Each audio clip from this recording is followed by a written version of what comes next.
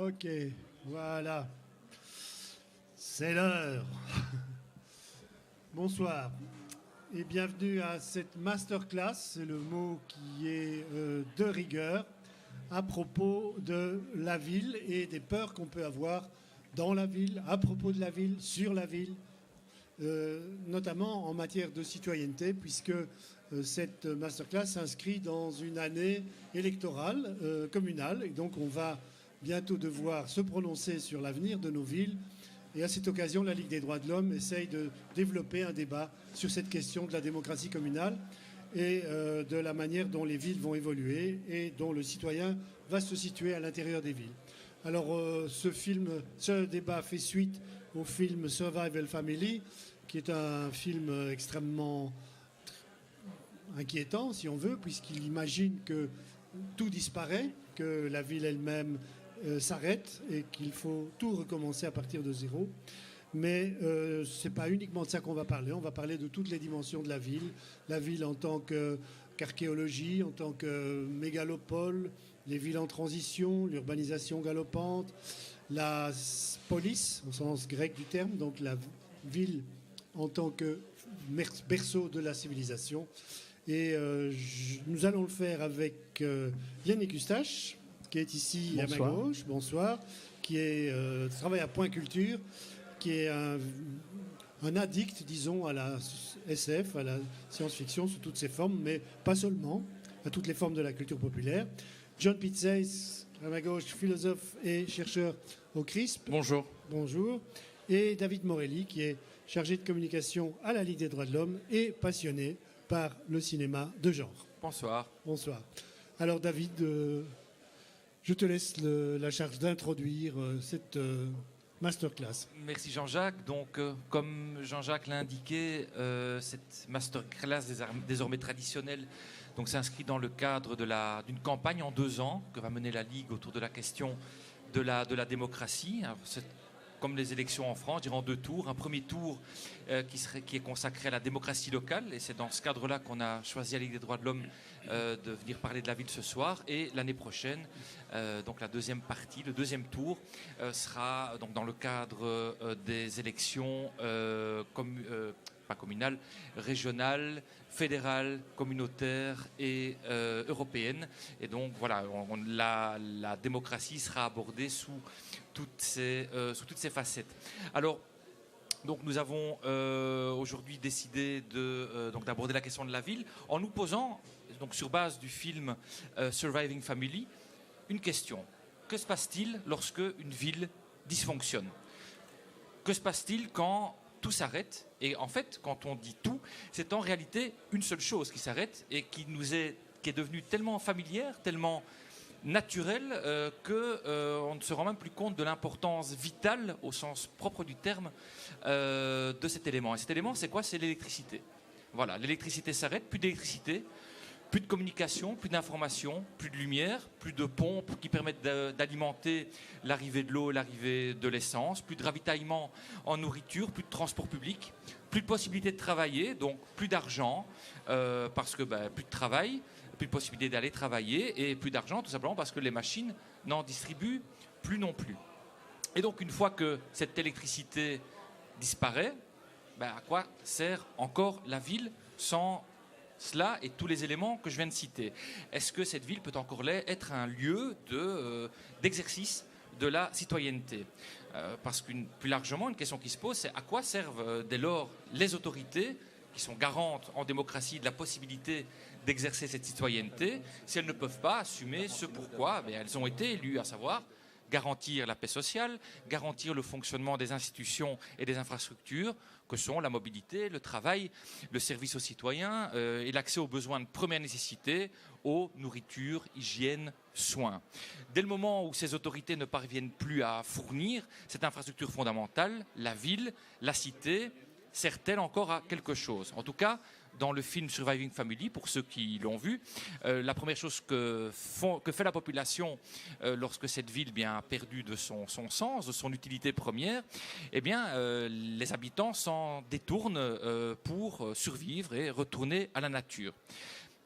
Et donc une des questions, on dit sous-jacentes, implicites que peut poser ce film, c'est que deviennent alors les rapports sociaux qui sont fondamentaux à la démocratie, comme la tolérance, la solidarité, le compromis, l'égalité, l'équité, le respect. Et surtout, un terme encore plus important, évidemment, sans doute le plus important en démocratie, qu'est le terme liberté. Que devient la liberté à ce moment-là? Et le film pose aussi, sans doute en sous-texte, la question de la dépendance des urbains à des services comme les magasins, à des moyens de transport. Et donc derrière tout ça se pose donc la question de la liberté. Comment envisager, penser, réaliser d'autres systèmes politiques, socio-économiques lorsque l'on est à ce point dépendant d'un système, en tout cas d'une infrastructure, comme la ville, telle que celle-ci est mise en place.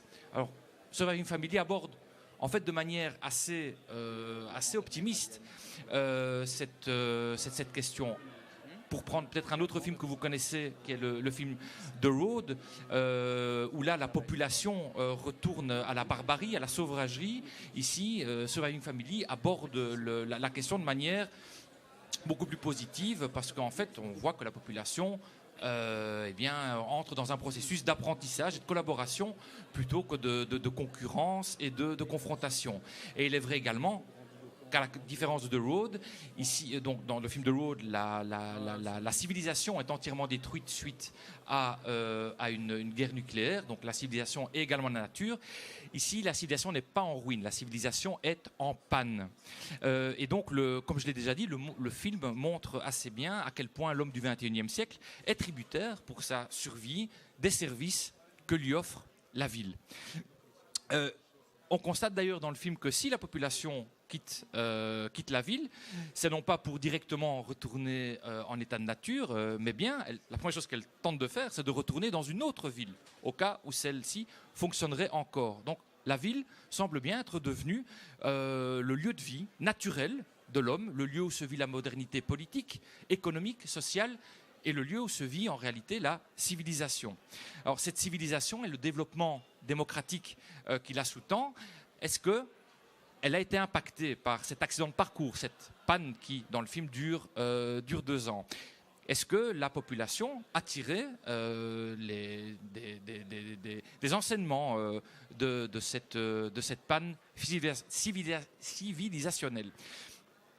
En fait, sur ce point, sans doute que Surviving Family ne propose rien de révolutionnaire, ni rien de réellement alternatif, mais elle fait une proposition qui est plutôt réjouissante et qui est, à mieux regarder, quand même assez proche du principe des villes en transition. À la fin des films, lorsque l'électricité revient, d'une certaine manière, le monde retourne à la normale, donc la normalité du XXIe siècle, qu'est la ville, mais sans doute fort d'une double expérience. La première expérience est celle d'un retour à la nature, et on voit à la fin du film que, d'une certaine manière, chaque protagoniste s'est rendu compte de l'importance au quotidien et réintègre dans le quotidien la question de la nature. Et d'autre part, autre élément positif, expérientiel, c'est un retour à une sorte de solidarité retrouvée. Dans un premier temps, dans le film, parce que c'est un peu le film narratif, une solidarité familiale, mais bien au-delà de ça, une solidarité type communautaire, voire collaborative. Car cette solidarité, en fait, c'est un peu sans doute la morale du film, qui a permis à la population réunie en communauté de ne pas faire sombrer, in fine, la civilisation dans le chaos. Un film qui est donc résolument optimiste, mais qui témoigne, pour faire court, du fait que la solidarité est sans doute, et là évidemment pour la Ligue des droits de l'homme c'est important, c'est intéressant de voir que des films l'abordent même de manière tacite, la solidarité constitue une valeur fondamentale qui constitue sans doute, peut-être, la dernière frontière entre la civilisation et la barbarie, entre la liberté et la servitude, entre la démocratie et l'arbitraire. Merci. Alors John Pizzaïs, quand on regarde l'image que donne le cinéma fantastique, par exemple, de la ville, en général, c'est une image un peu angoissante, c'est une image totalitaire, c'est une métaphore de l'hypermodernité et de la connexion, mais c'est aussi une métaphore de l'isolement de l'individu qui est seul face à un appareil qui a toutes les apparences de l'oppression, enfin, de la dictature. Et est-ce qu'il y a aussi des dimensions positives, finalement, de la ville, du développement de la ville? Oui, on sait, hein, le développement de la personne, le libéralisme, la laïcité, versus communautarisme, religiosité, mythologie et toutes ces caractéristiques de la vie rurale. Est-ce qu'on peut dire que la ville est le symbole, finalement, de l'avènement de la démocratie? Alors, je ne sais pas si la ville, c'est le symbole de l'avènement de la démocratie, mais par contre, s'il y a bien une raison pour laquelle je participe avec plaisir à ce débat aujourd'hui, c'est parce que la ville, c'est, dans le cinéma fantastique, dans le cinéma de science-fiction, c'est un personnage à part entière, en fait. C'est un des rares thèmes, un des rares symboles qui, parfois, compte encore plus quand on va voir un film que les personnages eux-mêmes. Je ne sais pas, moi je me souviens d'avoir vu Metropolis, je ne me souviens absolument plus de l'histoire, mais je me souviens de Metropolis. Certains d'entre vous ont vu Blade Runner et se souviennent approximativement de l'histoire, peut-être le monologue de fin de l'androïde, peut-être, hein, parce que il est fort présent sur YouTube, mais par contre on se souvient tous, de la ville, oui. Hein, on se souvient de la ville, et même chose pour Brésil, à part la fin très très marquante. On a une idée assez approximative du scénario. Par contre, ce qu'est l'environnement de Brésil, on s'en souvient. Et la ville, c'est un peu ce personnage symbolique, vibrant, presque vivant, qu'on adore détester et en même temps qu'on déteste aimer dans le cinéma fantastique. Alors pourquoi ? Parce que justement, la ville, ce n'est pas la cité. C'est-à-dire que la cité, il y en a beaucoup dans le cinéma de fantastique, il y en a beaucoup dans le cinéma de science-fiction. La cité, c'est quoi ? C'est un regroupement de personnes. C'est un regroupement de personnes et qui éventuellement, parfois, le cœur mythologique ou le cœur politique de la communauté. Et alors, des cités, on en a. On a par exemple des cités perdues, comme dans Indiana Jones, par exemple, comme dans, je te posais la question, on échangeait le très mauvais Prometheus. Oui. Où il y a quelques années, je me souviens du film de clôture du BIF, Cabin in the Woods, où on découvre une sorte de cité enfouie, comme ça, un peu parodique. Et donc ces cités, au fond, ce sont des cités qui sont à la fois terriblement humaines, mais qui sont forcément désincarnées. Et pourquoi est-ce qu'elles sont désincarnées ? Alors je pourrais parler aussi des cités perdues dans Indiana Jones, par exemple, ou encore pas mal d'autres exemples. Eh bien, précisément parce que la cité, ce n'est pas la ville. La racine du mot cité, c'est kiwitas. Enfin, c'est kiwitas, et la racine de kiwitas, c'est kiwis. Et on parle de citoyenneté, mais la ville, c'est autre chose. C'est l'urbanité, c'est l'URBS. Et c'est autre chose, la ville. La ville, c'est non seulement une communauté politique, mais c'est une communauté sociale. C'est-à-dire que la ville, c'est un regroupement de personnes, mais c'est un regroupement de personnes autour duquel s'organise l'ensemble de la vie sociale, et ce, dans l'ensemble des facettes de la vie sociale. Alors c'est quoi une ville donc ? C'est d'abord une ville qui est consciente d'être une ville. D'ailleurs, des urbains sont conscients qu'ils sont urbains, des citadins sont conscients qu'ils sont citadins. Et c'est une ville qui est organisée en fonction d'un certain nombre de dispositifs spécifiques à la ville. Et donc, avec l'apparition de villes, va se développer une série de techniques, une série de dispositifs, une série de connaissances qui sont de nouveau spécifiques à la ville. Et donc on parlera par exemple, non pas seulement d'aménagement du territoire, mais d'urbanisme. Alors on parlera par exemple d'aménagement des égouts, on parlera d'aménagement des rues particulièrement, on parlera de dispositifs de sécurité spécifiques à la ville. Et on parlera, et par exemple un auteur, un sociologue comme Foucault, mais il n'est pas le seul, montre que l'apparition de ce qu'on appelle l'économie politique est étroitement liée à l'apparition de villes.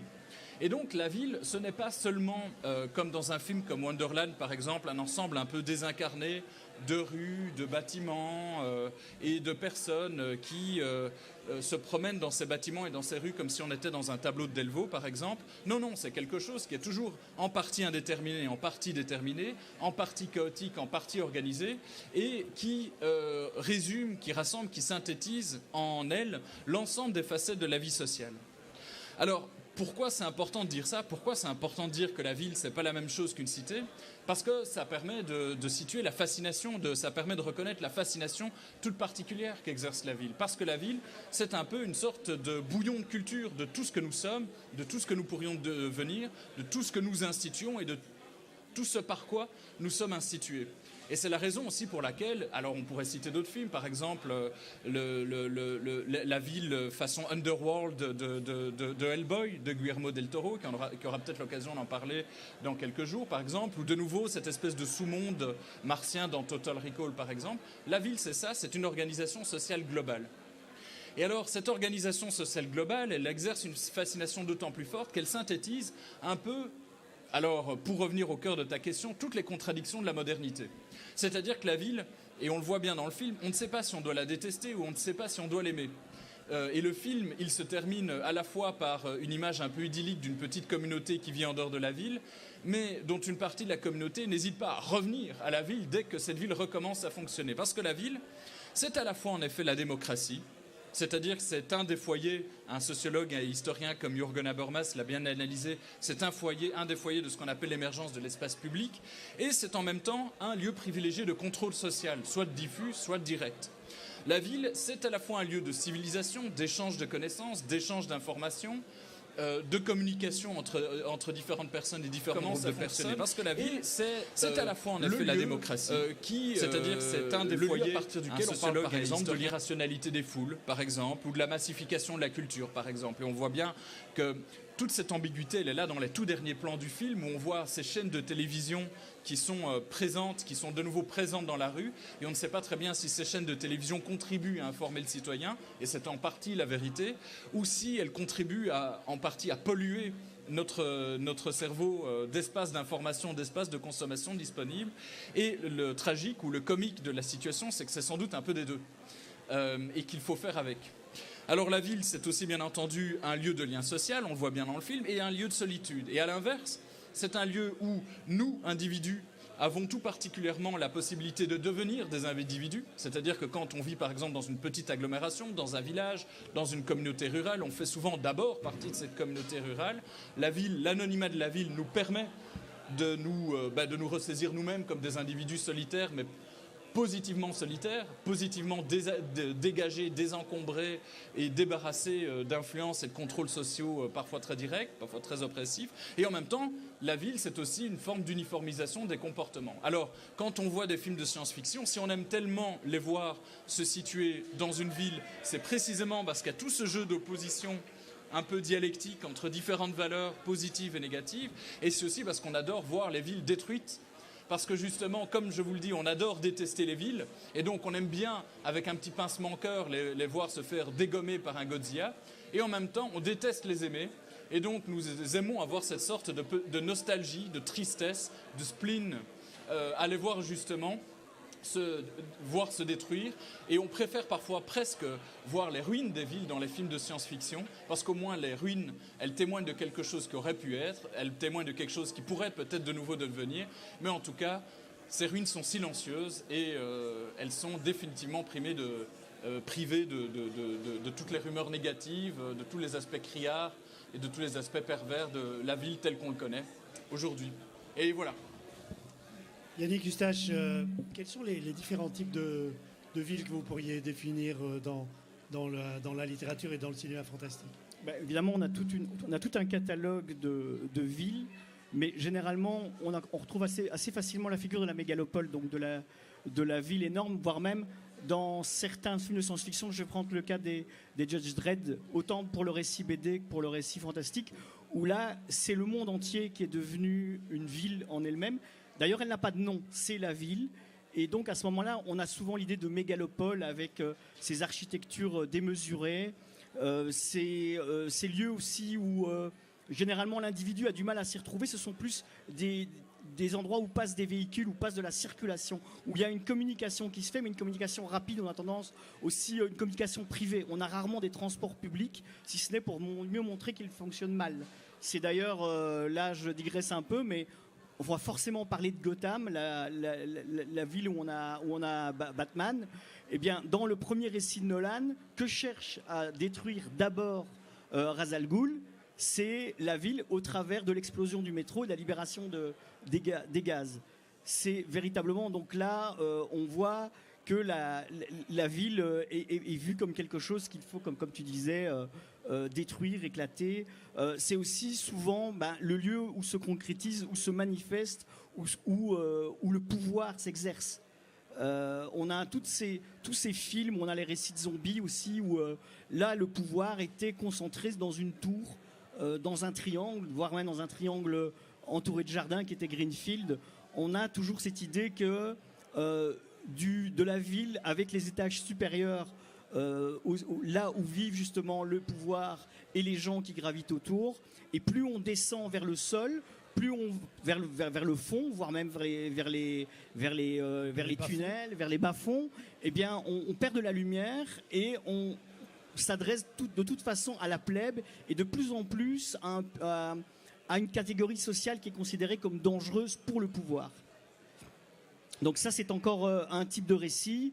Il y a évidemment aussi tous les récits de destruction. Tu parlais de Godzilla, mais on peut aussi voir la ville de ce qui reste dans Mad Max, où là, ce qui reste, c'est ce qu'on va construire après l'apocalypse. C'est finalement c'est la solidarité des quelques derniers grands combattants, voire peut-être de ceux qui les protègent. Mais la ville est réduite à peu de choses. Enfin, il y a un dôme. C'est pas si négatif que ça, mais il y a quand même beaucoup moins de monde à la fin qu'au début. Enfin, il y a aussi, je veux dire, peut-être un peu à part, un manga que j'aime beaucoup, c'est Pompoko, où là, on ne se situe pas dans la ville, mais plutôt dans ceux qui voient l'extension de celle-ci, qui subissent l'extension de celle-ci. Et il y a tout ce récit, finalement, de ces petites créatures qui sont un peu magiques, un peu panda, un peu ours, très comiques, qui essaient tant bien que mal de lutter contre l'impossible non-extension de la ville. Cette ville qui, tout doucement, grappille vers la montagne, mange leur territoire, petit à petit, et ils vont finir par perdre le combat. C'est fait d'une manière assez humoristique, mais là aussi, on voit une des dimensions de la ville, c'est ce côté... c'est une puissance, c'est quelque chose aussi... dominateur. Oui, de dominateur. On a aussi pas mal de récits où même les villes d'à côté ont l'air d'être d'autres puissances émergentes. On a ça dans certains récits de bande dessinée, où finalement il y a la guerre des villes, des cités. Prendre aussi les cités obscures, par exemple, pour en donner un exemple BD, pour sortir un peu du cinéma fantastique, tout en restant dans cette dimension-là. Mais ce qui frappe quand même dans les représentations dominantes, c'est que, bon, je pense à 1980, je pense à Brésil, etc. Ce sont des cités centralisées, extrêmement tyranniques, où l'individu, l'homme, l'être humain est la proie de forces sur lesquelles il n'a aucune influence. Et donc, c'est en quelque sorte des modèles quand même dictatoriaux. C'est pas des modèles démocratiques. Est-ce qu'il y a quelque part dans les modèles qui sont proposés par la littérature fantastique ou par le cinéma de genre, des modèles d'évolution vers la démocratie ou de démocratie? Et je vois un beau modèle, c'est dans la série Battlestar Galactica, du moins dans la série des années 2000, où je vais faire le topo parce que c'est quand même une série au scénario assez complexe, mais en gros, c'est une colonie humaine, spatiale, qui fouille, qui a perdu d'ailleurs ses origines. Ils sont humains et ils sont tombés en guerre avec des créatures robotiques, les Cylons, qui, après avoir fait une première guerre dans le passé, un passé lointain, à peine évoqué, finissent par revenir à la charge et obligent les humains à s'entasser dans quelques vaisseaux, des vieux vaisseaux à la technologie obsolète, autour d'un croiseur de guerre qui est le Battlestar Galactica, à fuir et à vaguement prendre le chemin d'un hypothétique monde d'origine. En fait, c'est le récit de l'Exode.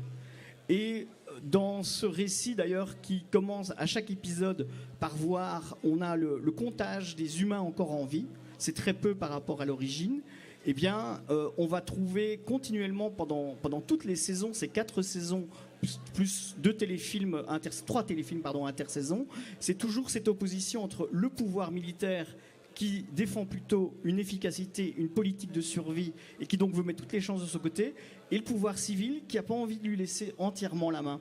Et donc plusieurs fois dans l'épisode, il y a des espèces de mini coups d'État qui ne sont pas nécessairement des coups d'État violents. Et autre suspense et rebondissement, c'est qu'il va y avoir également une évolution auprès des Cylons qui les persécutent, c'est-à-dire eux aussi vont connaître une évolution. ils vont connaître, enfin, je veux dire, ils vont se mettre à pratiquer une forme de monothéisme, et surtout certains vont évoluer, vont devenir des androïdes de chair. Et une branche d'entre eux va fusionner avec les humains. Je ne vous raconte pas la fin, mais là, c'est un récit relativement optimiste. La fin de Battlestar Galactica, c'est un récit qui est étonnamment optimiste. Je ne vous le révèle pas parce que je crois que c'est une série qui vaut toujours la peine d'être revue, pardon. Et là, je trouve que c'est la première fois où je vois, oui, ça se termine. Je vais pas dire bien, mais ça se termine sur quelque chose qui laisse un bel avenir à ceux qui sont arrivés sur Terre. Oui, mais c'est pas quand même un modèle démocratique pour autant. Non, mais le modèle démocratique est venu dans ce que jusqu'au bout, jamais le Battlestar Galactica et les humains n'ont été dirigés par une seule petite caste. Jusqu'au bout, il y a eu jusqu'au bout, et dans n'importe quel moment, c'est l'idée, on peut intégrer la différence. Cette fusion cette fusion aussi, à un moment donné, du civil et du militaire, elle va se manifester aussi par l'amour entre le commandant du vaisseau et la présidente, d'ailleurs, qui est menacée d'un cancer. Et donc, jusqu'au bout, il n'y a pas... il y a cette forme d'union, finalement, qu'on voit rarement ailleurs. C'est vrai que c'est une des rares séries, je pense même la seule, qui aborde là directement, frontalement, la question de la démocratie. Puisque, entre autres, il y a des élections qui sont mises sur pied, qui font l'objet, je pense, d'un ou deux épisodes, et qui posent, même dans le cadre de la question démocratique, qui posent par exemple une question très très intéressante. Il y a une série de factions qui sont des factions assez extrémistes et qui veulent, vraiment avec des velléités de ségrégation, et qui posent la question, frontalement, faut-il truquer les élections dès le moment où un parti extrême risque d'arriver au pouvoir?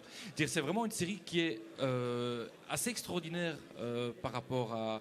Enfin, pour toute une série de raisons, mais entre autres celle-là, c'est extrêmement rare, en gros, que la démocratie devienne même un élément de suspense dans un film ou même dans un film de science-fiction. Il y a même une confrontation entre deux factions militaires, l'une qui veut un pouvoir sans partage, et l'autre qui dit, non, notre mission, c'est de protéger la colonie humaine et pas de tout diriger et de ne pas, par exemple, garantir l'entièreté des ravitaillements nécessaires pour les militaires. John? Mais quand tu dis que la ville est souvent dictatoriale, c'est vrai, et je crois qu'Annick l'a déjà dit, souvent, d'ailleurs, il y a deux images qui sont souvent mises en exergue lorsqu'il s'agit de mettre en scène cet aspect dictatorial de la ville. C'est soit quand la ville est totalement transparente, c'est-à-dire qu'il n'y a plus d'espace pour le privé, soit quand elle est totalement secrète, sombre, opaque. Et donc c'est soit la ville de glace, façon Alphaville par exemple, soit Gotham City, c'est-à-dire la ville sur laquelle le soleil ne se lève jamais. Sin City. Et Sin City. Alors Sin City c'est un peu différent, j'allais l'aborder, mais Sin City c'est un peu différent. Donc ça c'est la ville dictatoriale. Mais la raison pour laquelle je parlais des différences entre Kiwitas et Ours, c'est que souvent en fait la ville n'est pas politique. Elle n'est pas politique.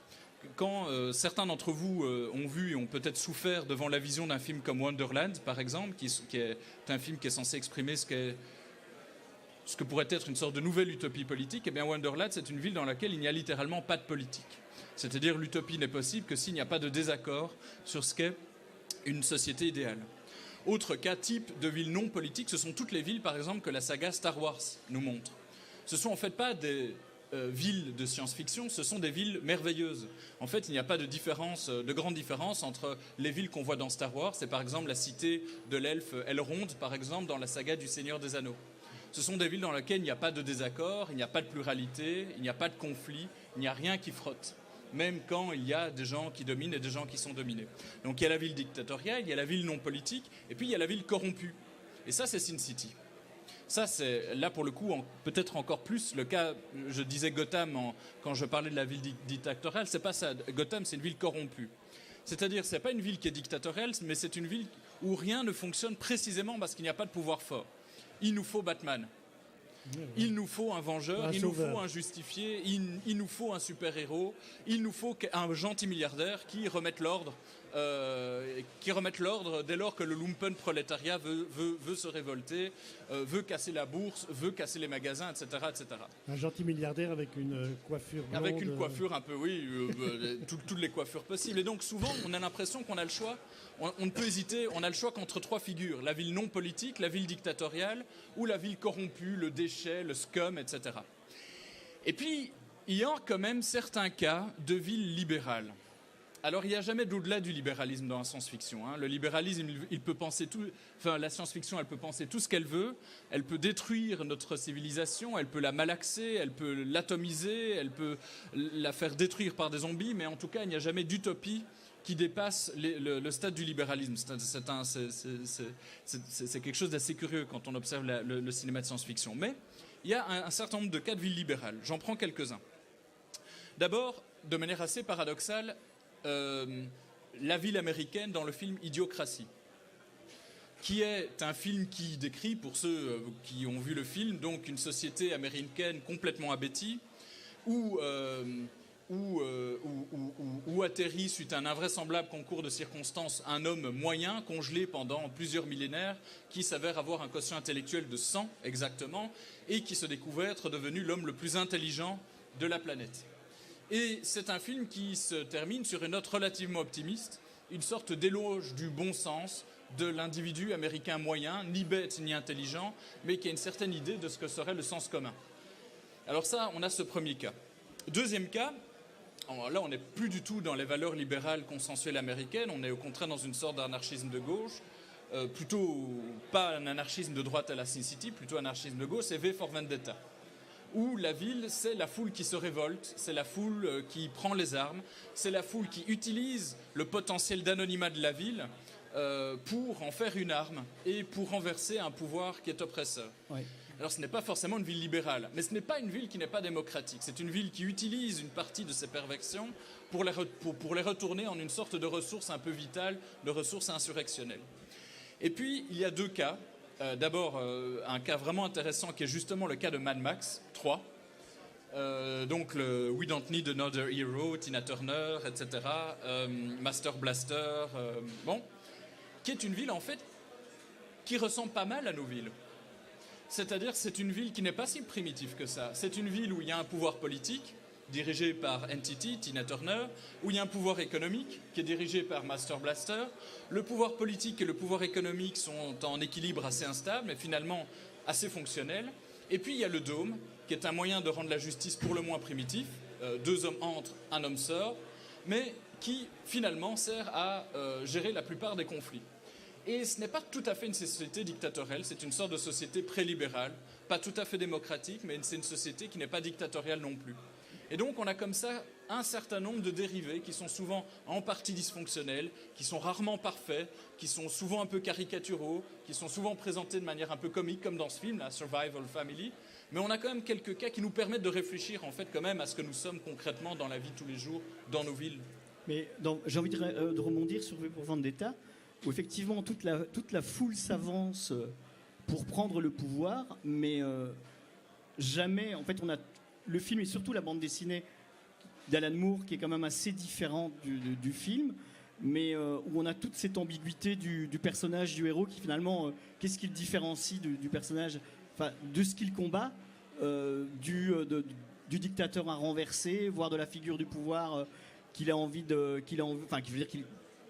veut renverser, mais on n'a jamais une idée de ce qui va arriver après. Que vont faire la foule, comment va s'organiser celle-ci.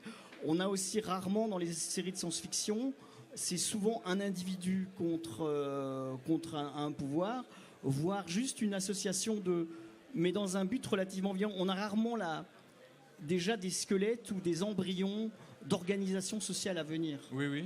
Ce sont souvent des organisations qui sont juste là pour prendre le pouvoir. On a rarement des récits où on voit une organisation qui a pour but de voilà ce qu'on va faire après. Oui, tout à fait. Mais je suis assez d'accord avec toi. Souvent, on a le choix entre deux choses. Soit la société est vraiment corrompue, c'est foutu. On se réfugie à la campagne, comme à la fin de la saga Hunger Games, par exemple, ou dégoûté d'avoir été prise pour de la chair à canon et pour un objet médiatique. La charmante Jennifer Lawrence s'en va avec son mari faire des enfants dans la campagne et sans doute voter républicain jusqu'à la fin des temps. Donc voilà, la ville, c'est fini, c'est foutu. Il n'y a pas d'alternative à la dictature. Ou alors, il n'y a pas d'alternative au libéralisme qui est un peu tristoun, qui est fondamentalement dysfonctionnel, et c'est d'ailleurs la raison c'est justement sa dysfonctionnalité qui fait la plupart du temps qu'un film post-apocalyptique devient un film post-apocalyptique. Le pouvoir ne suit que ses intérêts privés, un mystérieux virus décime la population, la corruption des représentants empêche de trouver une solution, etc. Il y a de nouveau peu d'alternatives à la dictature, au libéralisme, sauf l'idée de la communauté collective mais non urbaine, qui est une sorte de grand mystère. C'est-à-dire que souvent, alors, c'est justement une sorte d'entre-deux miraculeux. C'est-à-dire, à la fin d'un film post-apocalyptique type, nous ne sommes pas dans un petit village, nous ne sommes pas à 2 ou 3, nous sommes dans une communauté. Nous sommes à 100 ou 150, 300 ou 300, 300 400, une petite dimension. Nous sommes dans le local, nous faisons griller du poisson, nous faisons des assemblées générales, il n'y a pas des grands bâtiments, nous sommes toujours juste accolés à la mer ou accolés à la montagne, il fait beau, et nous pouvons revivre en commun, mais sans ni les inconvénients de la vie rurale et un peu de la jungle où chacun est un loup pour l'homme, et sans les inconvénients de la ville. Grosso modo, l'idéal post-apocalyptique, c'est soit Ostende, soit Durbuy. Alors, à savoir si c'est un idéal de vie, ça c'est autre chose, bien entendu, mais bon. Mais il y a des théoriciens de la démocratie qui disent que la démocratie ne peut fonctionner que si tous ceux qui y participent se connaissent les uns des autres, et que si on est dans un univers dont la dimension est telle qu'on ne connaît pas les autres, il n'y a pas de véritable démocratie. Est-ce que ce n'est pas un peu vrai d'une certaine façon? Parce qu'aujourd'hui, on parle souvent de dangers pour la démocratie, on parle assez peu des dangers de la démocratie, qui aujourd'hui sont de plus en plus évidents, avec des régimes qui se fondent sur des suffrages populaires et sur le fait qu'ils ont recueilli la majorité, comme Orban par exemple en Hongrie, pour imposer la loi, ce qu'ils présentent comme étant la loi de la majorité, et qui est en fait la loi du parti qui a réussi à convaincre les autres qu'il était le meilleur, c'est tout. Donc le danger de la démocratie, c'est aussi ça. Hier soir, j'ai vu un film polonais, mais là, je viens juste de perdre le nom que j'ai eu en tête. C'était un film, quelque part, qui se passe dans un futur proche, à peu près 2030, enfin, c'est pas précisé, où finalement, la Varsovie est devenue une espèce de ville autonome, mais on y sent qu'il s'y exerce un pouvoir dictatorial qui est indifférencié, mais qui est vraiment ça. Et il y a un lien vers le passé au travers du personnage et au travers du processus de mémoire, mais ça je ne vais pas rentrer dans les détails, mais qui nous renvoie en fait à la Pologne communiste.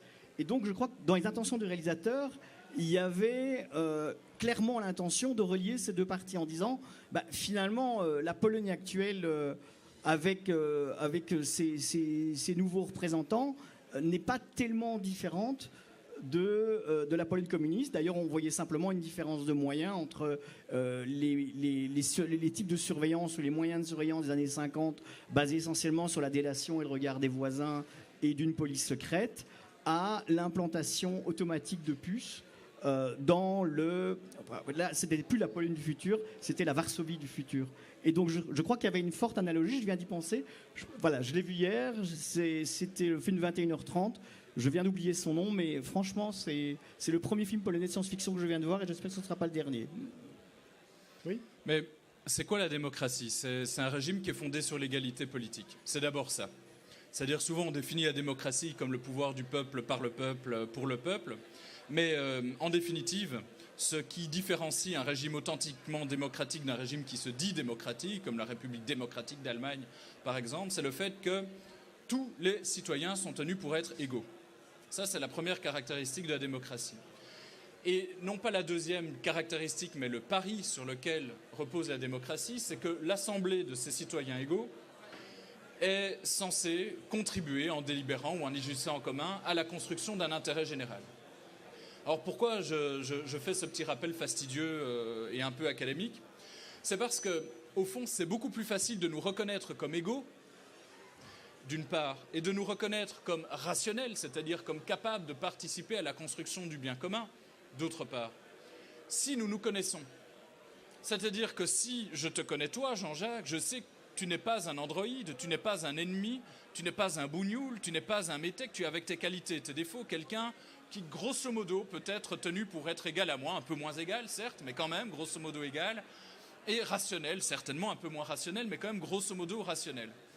Et donc, à partir du moment où on vit dans une communauté de 200, 300, 400 personnes, où entre guillemets tout le monde se connaît, ce n'est pas que cette communauté est plus légitime, mais elle donne davantage de motifs aux gens qui forment cette communauté, non pas davantage de raisons, mais davantage de motifs aux gens qui forment cette communauté de croire en la constitution d'une communauté démocratique. Alors, quand on vit dans une communauté de 10 millions de personnes, ça ne veut pas du tout dire, ou de 100 millions de personnes, ça ne veut pas du tout dire qu'il est impossible d'organiser un régime plus ou moins démocratique ou tendant vers davantage de démocratie, etc. Mais ça veut dire qu'il faut mettre en place un grand nombre de dispositifs extrêmement complexes pour que les gens aient confiance dans le régime. Puisque nous ne pouvons pas compter sur le fait que je vous connais ou vous me connaissez, on doit compter sur le fait qu'un certain nombre d'institutions, que ce soit les tribunaux, l'exécutif, le législatif, le respect des droits fondamentaux, etc., fonctionnent suffisamment bien pour que nous puissions vivre en démocratie, en dépit du fait que nous n'avons aucune raison fondamentale de nous aimer les uns les autres, puisque nous ne nous connaissons pas. Et c'est précisément cette pirouette qu'opèrent la plupart des fins de films fantastiques sur la question de la communauté, où on dit, mais au fond, la démocratie, c'est pas si compliqué que ça. Il suffit d'être 300, 400, de bien se connaître, et de se connaître d'autant mieux que nous avons souvent lutté ensemble contre la dictature, lutté ensemble contre la sauvagerie et les zombies, et que donc une relation de fraternité profonde nous unit, et nous permet donc de nous baptiser démocratie. C'est finalement peut-être un peu réducteur parce que les grandes démocraties d'aujourd'hui fonctionnent sur la base d'un équilibre. Il y a le processus démocratique, le processus électif, mais il y a aussi la Cour suprême, la Cour constitutionnelle, la Déclaration des droits de l'homme, qui sont des contre-feux, en quelque sorte, à la tentation dictatoriale qui pourrait s'emparer d'un régime qui se base sur le vote de la majorité. Oui, avec d'ailleurs, quand on voit ça, on a souvent institué la presse comme un contre-pouvoir. Et justement, on voit dans les régimes dont on parlait tout à l'heure, cette espèce de mise au pas de la presse, ou du moins un soutien à celle qui, finalement, retartine le discours du pouvoir à destination du peuple tel quel, et muselle ou cherche à museler toute l'opposition qui pourrait surgir de par une critique journalistique, démocratique. Ça, c'est une dimension qui n'a pas beaucoup dans le cinéma fantastique, hein, la presse. Là, vous me posez une colle parce que je ne vois pas dans quel film de science-fiction la presse aurait un quelconque rôle à jouer. Alors, sinon, comme porte-parole du pouvoir. Il y a les grandes affiches sur lesquelles... Dans la saga Batman, la presse joue un rôle de manière épisodique. Par contre, les mass médias jouent un rôle fréquent, important dans les films de science-fiction. Et parfois un rôle purement visuel et esthétique. On se souvient de très belles images, de ces très belles images d'hologrammes dans le deuxième Blade Runner, par exemple, qui est sorti il y a une année. On voit bien que la communication, que ce soit la communication des entreprises, la communication des groupes de presse, la communication du pouvoir, sans connotation péjorative, elle est souvent mise en scène. Mais souvent, avec une dimension anxiogène, c'est-à-dire que cette communication est toujours présentée de manière asymétrique. C'est-à-dire qu'il n'y a pas un espace public où des citoyens discutent ensemble. Il y a un certain nombre de lieux où des institutions qui ont des pouvoirs communiquent ce qu'elles ont à communiquer à des citoyens qui en ont moins. Elle va être aussi un facteur qui va vraiment répandre la rumeur, voire l'amplifier.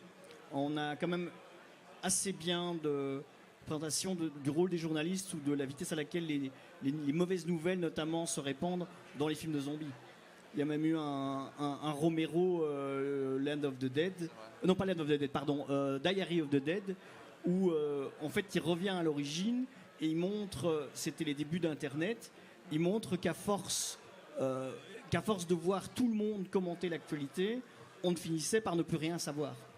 Tout le monde voulait avoir son propre point de vue, le partager, et finalement, l'épidémie se répandait d'autant plus parce que il n'y avait jamais quelque chose sur lequel les gens pouvaient se fier. Il y avait un brouillage. Et en même temps, souvent, le rétablissement des médias signe le retour de la normalité. Par exemple, à la fin de Shaun of the Dead, la télévision se rallume. À la fin de Survival Family, la télévision se rallume. Et donc, de nouveau, effrayante, primaire, bêtasse, etc. C'est à partir du moment où l'anchorman ou le présentateur ou la présentatrice de télévision refait son apparition que le spectateur peut se dire « Ouf, ça y est, c'était un film ». j'ai échappé au pire.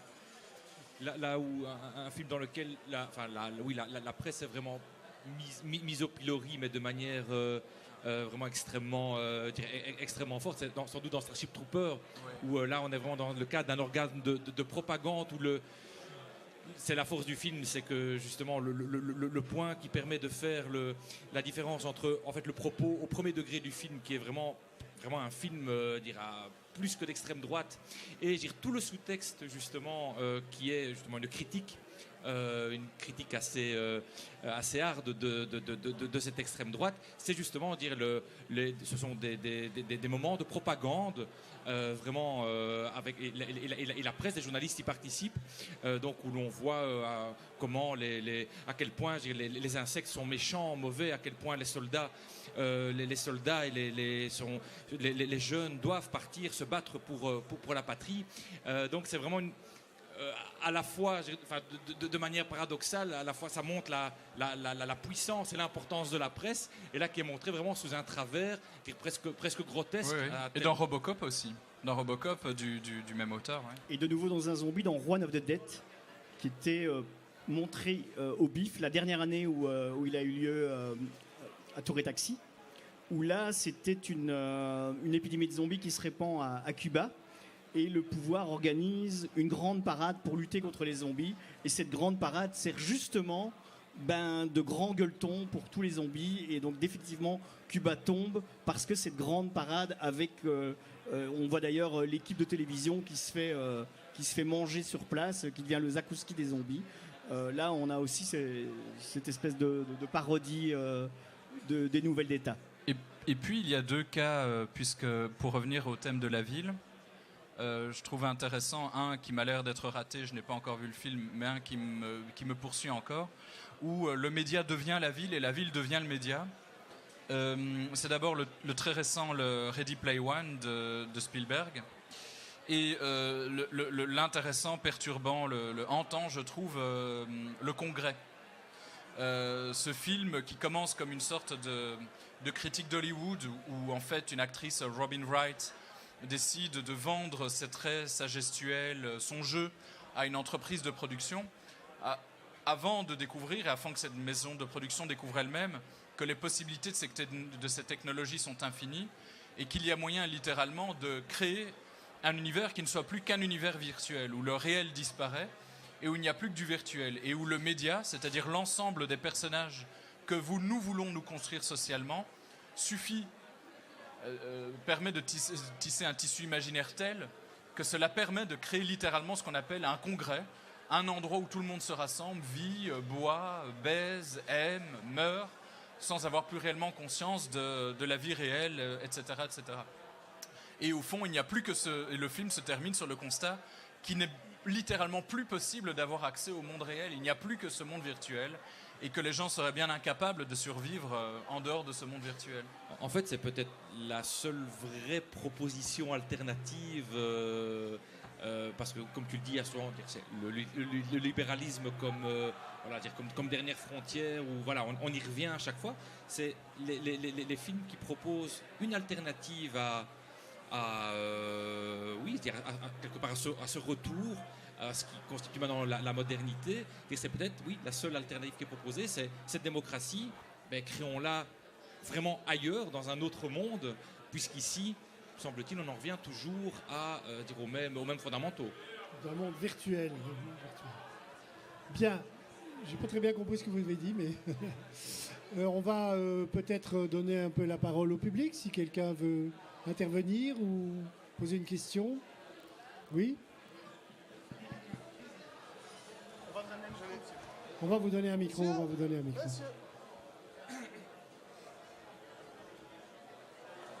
Bonsoir. Cinéma belge. Vous avez beaucoup parlé autour de cette table. Et maintenant, il est temps d'éjaculer. Ok, merci beaucoup, monsieur. Est-ce qu'il y a quelqu'un d'autre qui souhaite parler ?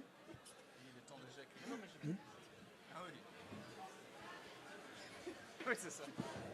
Oui. Pourriez-vous joindre le geste à la parole? Oui, vous avez parlé tout à l'heure de petits groupes de gens qui se connaissent, qui permettent de faire une démocratie plus ou moins possible. En fait, c'est ce que nous faisons en élisant par dérogation nos représentants au Parlement. Et eux devraient se connaître et s'apprécier, et ainsi de suite. Évidemment, le jeu est totalement faussé. Parce que, forcément, les citoyens ne surveillent pas assez ce qui se passe. On signe des chèques en blanc à tout niveau, et pas uniquement que financier, en payant ses impôts. Voilà, c'est tout ce que je voulais dire. Donc, et ça, on ne voit évidemment jamais dans les films de science-fiction. Il n'y a pas, c'est vrai, ce genre de remise en question. Dans des groupes comme des... vous savez, cette organisation religieuse, les Amish, par exemple. Là aussi, il y a une espèce de démocratie, évidemment, mais c'est une théocratie. Mais là, on a déjà quand même des films qui ont représenté la remise en question de cela. Je me souviens plus très bien du titre, mais il y a un film qui remettait ça en question. Où les gens remettaient en question la loi fondamentale qui lie le ciment, qui lie tous les gens. Et se développait évidemment la destruction du groupe. Oui, mais je crois qu'il y a beaucoup de films qui remettent en question, enfin si c'est ce que vous vouliez dire, il y a beaucoup de films qui remettent en question l'idéal démocratique. Par exemple, il y a la plupart des films post-apocalyptiques, de manière plus ou moins explicite, disent qu'il est presque inévitable qu'en situation de crise, des personnes face à des situations de nécessité extrême, certes délibèrent ensemble, mais le résultat de leur délibération doit aboutir à la nomination d'un chef. La plupart des films de super-héros, quel que soit le vernis plus ou moins libéral ou le vernis tournant autour du thème de la protection des minorités, des réprouvés, des minorités raciales, des minorités ou des populations discriminées en matière de genre, etc., c'est souvent des récits de sauveurs. Ce sont des champions. C'est ça, ce sont des champions où on nous explique que si l'ONU ne fonctionne pas, appelez les Avengers. Si la mairie de Gotham ne fonctionne pas, appelez Batman. Si l'Amérique ne fonctionne pas, appelez Superman. Et si la République ne fonctionne pas, appelez les Jedi, etc. etc. Donc, et on crée un califat. Oui, et on crée un califat, et souvent un califat moral, un califat religieux, etc. etc. La démocratie moderne, elle est fondée sur la dépersonnalisation des relations. C'est-à-dire que quand, par exemple, vous payez des impôts, vous savez qu'il est impossible de tracer, techniquement impossible, de tracer le rapport entre la somme que vous payez et ce à quoi cette somme va être allouée de manière précise. C'est-à-dire que vous savez que si vous cotisez pour la sécurité sociale, l'argent, ce pourquoi vous cotisez, va d'abord servir à financer la sécurité sociale au jour d'aujourd'hui, aujourd'hui, et non pas dans 20 ans, 25 ans, 30 ans, quand vous aurez votre pension.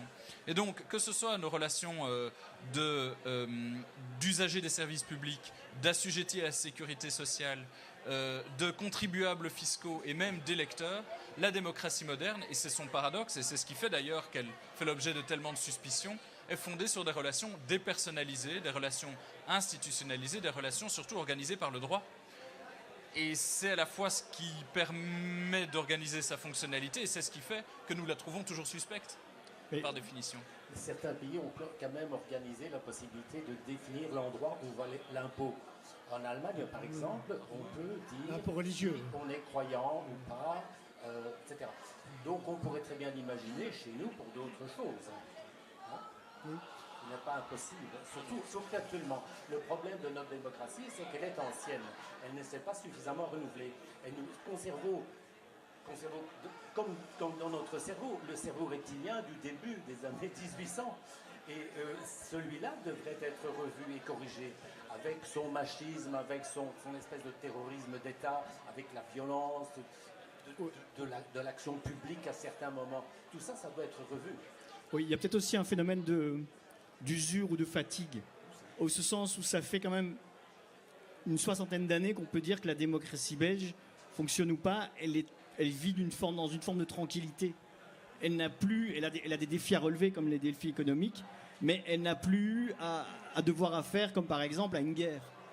Et donc peut-être que quelque part ce sursaut est difficile dans un contexte où c'est peut-être un peu pire ailleurs, c'est peut-être pas si mal que ça.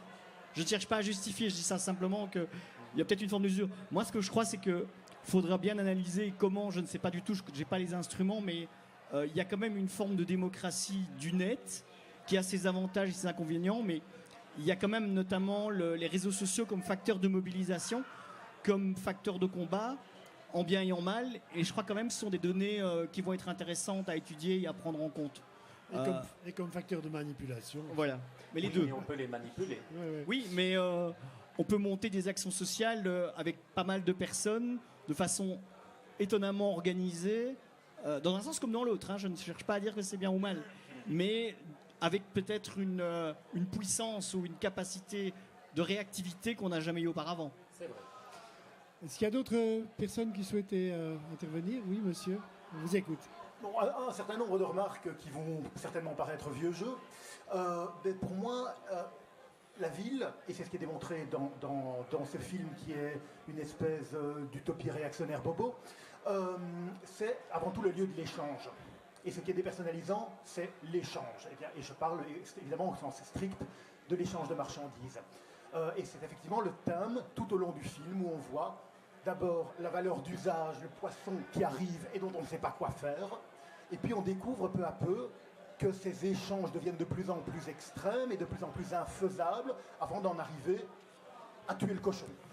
Et directement en revenir à ce fantasme bobo absolu qui est débarrassons-nous des échanges et vivons dans une espèce de communauté centrée quand même sur la famille, qui est quand même la quête du grand-père, etc. Il n'y a que ça.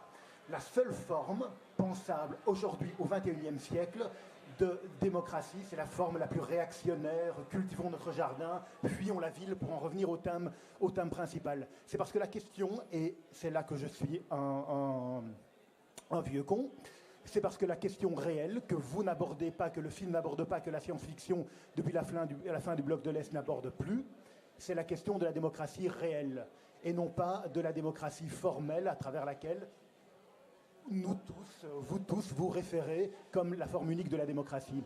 Je sais bien que rares sont ceux qui parlent aujourd'hui dans ces termes-là. C'est quoi la démocratie réelle, d'après vous? La démocratie réelle, c'est la démocratie dans laquelle on envisage la dimension économique, la dimension de l'exploitation, de manière aussi importante que la question politique au minimum. Et ça, n'en déplaise à monsieur, la RDA, c'était un endroit où les hommes étaient formellement égaux, et on peut parler de Stasi et tout ce qu'on veut, mais il y avait une tentative de rendre ça réel également. Et donc, pour moi, il y a quand même une vérité sur cette époque fondamentale dans la réflexion sur la ville et dans ce film, qui est de dire on aspire à une forme réelle de démocratie, à une forme où le travail est également évoqué, et entre les deux formes de travail, celui qu'on abandonne au début du film et celui où on va pêcher le poisson, où on va tisser, où on est directement en rapport avec le produit de son travail. La question donc économique, la question des moyens de production reste d'actualité. Merci bien. Un commentaire là-dessus? Oui, alors sur le film, moi j'ai l'impression que ce film, jusque dans sauf peut-être dans ses derniers plans, où en effet on voit cette petite communauté familiale qui retrouve le grand-père va vers la famille, etc. Alors, est-ce que c'est réactionnaire? Je ne sais pas. Est-ce que c'est bobo? Je ne sais pas. Mais sauf ces derniers plans, moi j'ai l'impression que l'ensemble des interactions, toutes les interactions, qu'elles soient positives ou négatives, qu'elles soient empreintes de domination ou qu'elles contribuent à la survie ou à l'existence correcte de la petite cellule familiale, elles fonctionnent sur la base d'échanges. C'est-à-dire qu'on n'est pas du tout, contrairement à la plupart des films occidentaux, on n'est pas du tout dans une anthropologie où l'homme est un loup pour l'homme, où on est dans un récit qu'on l'apprécie ou qu'on le déplore, qui valorise une certaine idée de la communauté. Cette communauté n'est pas forcément carnassière, cette communauté n'est pas forcément vouée en situation de nécessité à tuer les plus faibles, etc. Donc il y a des échanges, même jusqu'à la fin. Le cochon est tué, mais il n'est pas tué de n'importe quelle manière, il n'est pas tué dans un état de nature, il est tué avec l'accord du propriétaire du cochon, Il est tué avec l'accord du propriétaire du cochon qui après engage dans le cas d'un contrat de travail. Alors est-ce qu'il est équitable, est-ce qu'il n'est pas équitable, est-ce qu'il y a une plus-value, est-ce qu'il n'y a pas de plus-value?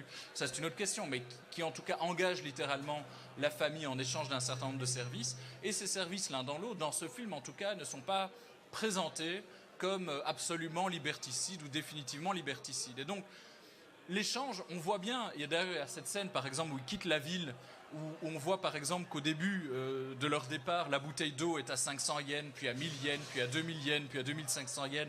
On voit bien que par plein de petites touches, cette dimension d'exploitation, de domination, elle est de temps en temps thématisée, et en même temps, elle n'est pas considérée comme forcément tragique.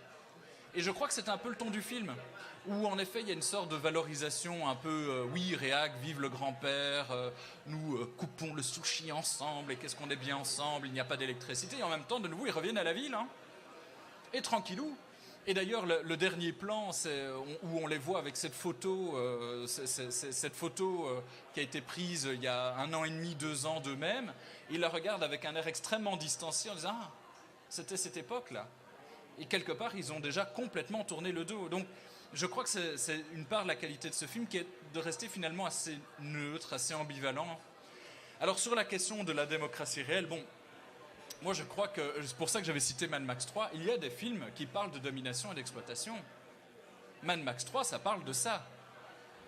Ça parle de l'idée qu'il y a une ville qui s'appelle Barterton, la ville du troc, donc la ville de l'échange, la ville de la transaction, qui fait l'objet d'un double pouvoir, un pouvoir politique et un pouvoir économique. Et le film se termine lorsqu'une bande d'enfants dirigée par Mad Max capture littéralement les ressources économiques de la ville, c'est-à-dire la locomotive qui permet de trier le lisier. C'est ce qui fait que la ville s'effondre, mais c'est aussi ce qui permet de reconstruire une communauté plus égalitaire plus tard. Et puis, il y a un grand nombre de fois où l'exploitation et la domination est mise en scène. Par exemple, dans Blade Runner, l'image de la corporation dans Blade Runner, l'image de la corporation dans District 9, l'image de la corporation dans Total Recall, l'image de la corporation dans Robocop. La corporation, elle en prend de toutes les couleurs. Mais ce qui est la corporation, elle est souvent citée, elle est souvent mise en évidence. Ce qui n'est pas mise en évidence, c'est le système économique sur lequel cette corporation fleurit, c'est-à-dire le capitalisme. C'est-à-dire que ce qu'on nous dit souvent dans un film de science-fiction, c'est qu'il y a un mauvais capitalisme, c'est-à-dire un capitalisme monopolistique, c'est-à-dire quand les corporations finissent par ressembler à un nouvel État, quand il n'y a plus d'État et qu'une corporation unique devient un nouvel État dans l'État, littéralement. La Tyrell Corporation, dans le Blade Runner 2, il n'y a même plus figure de l'État ou figure du bien commun ou du bien public. Mais donc ça, c'est le méchant capitalisme. Et puis il y a souvent le gentil capitalisme qui serait le capitalisme libéral, le capitalisme fondé sur la liberté des échanges, sur la liberté de circulation des opinions, etc. Là, il y a clairement un impensé. Je suis d'accord avec vous. Mais c'est ce que je dis quand je dis que dans la science-fiction, il y a rarement d'au-delà du libéralisme. Soit la civilisation se détruit, patatras, c'est fini. Soit elle se restaure vaille que vaille sous une forme libérale. Soit on fuit. Oui. Hein ? Oui, alors il y a Romero, mais bon... Oui, mais là il y a la figure de Kaufman, de nouveau dans Land of the Dead par exemple. La figure de Kaufman qui lui est une espèce de chef d'entreprise mafieux et qui dirige tout. Et qui d'ailleurs a comme arme de pouvoir l'espèce de train. Et donc c'est de nouveau le pillage qui est un de ses pouvoirs économiques. Voilà, il y avait quelqu'un d'autre qui avait levé le doigt, je crois, non? Oui, monsieur? Non? Bien. Plus personne? Une fois, 2 fois, 3 fois? Tu voulais encore dire quelque chose là? Non. Bien, ben alors merci beaucoup d'avoir participé à ce débat. Merci à toi. Et Merci à toi. bonne soirée à tous.